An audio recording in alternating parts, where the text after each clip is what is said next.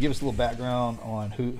Just tell us where from, how to, and what you do. Give us kind of overview of what's going on right now. Yeah, grew up in New England, very strange family, lots of anger, lots of, I don't say lots of violence, but a good amount of violence, chaos.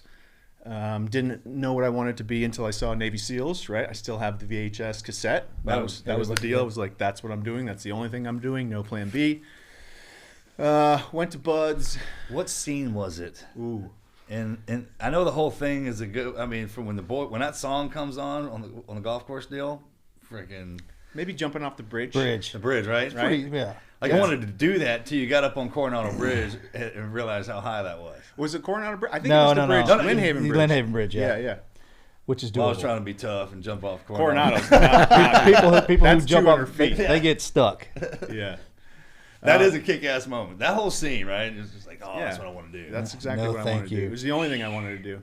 It's the only thing that can get you out of a wedding up on the altar. If you said that you jumped off a bridge. No. If your the beeper goes off and you're a your Navy beeper SEAL. That's the only thing. All right, anyway.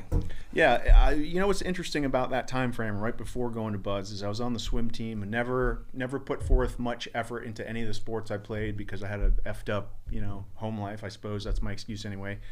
But I started to excel in swimming in my senior year of high school, was undefeated, setting school records, but I was still like a punk-ass bitch, loud, talker, let my mouth get in the way sometimes, and I failed gym class. Like, how do you fail gym class? People don't do that. That was you don't shot. show up. That's a coach You don't thing, play right? kickball. Yeah, right. You call Mr. Gutterson, gutter joke, the red-nosed boozer, and all of a sudden you fail gym class, and I got thrown off the swim team like right before the state championships. So in my undefeated season, setting records, I got thrown off the swim team and didn't get to go to the state championships.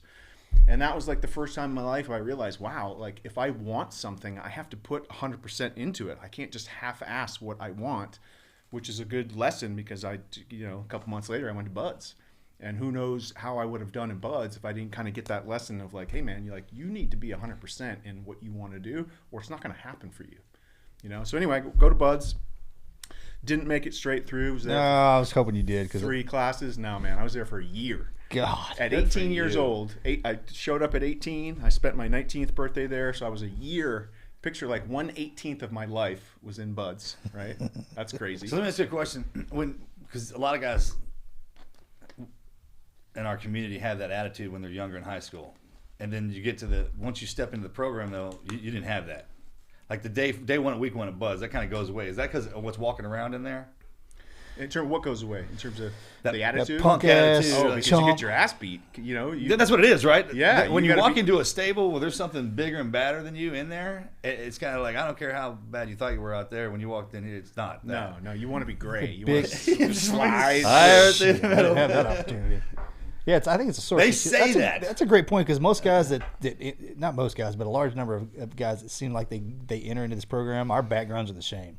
Here's that punk ass kid that didn't have any manners, and somehow he was either go to jail or go to the Navy or just to have anything else to do. Landed in that program, turned out to be the best thing that ever happened for him. Yeah.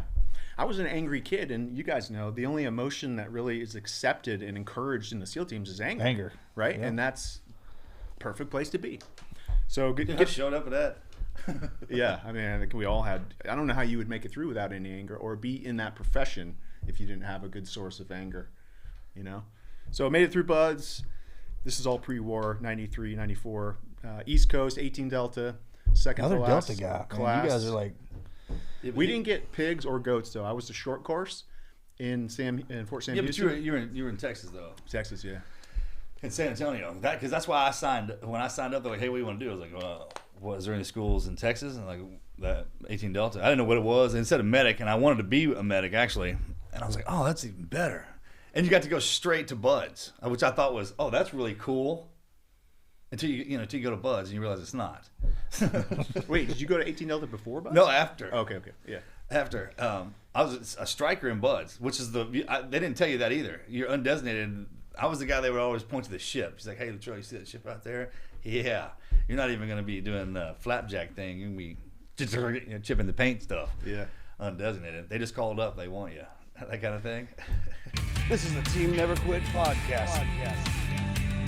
So buckle up, Buttercup.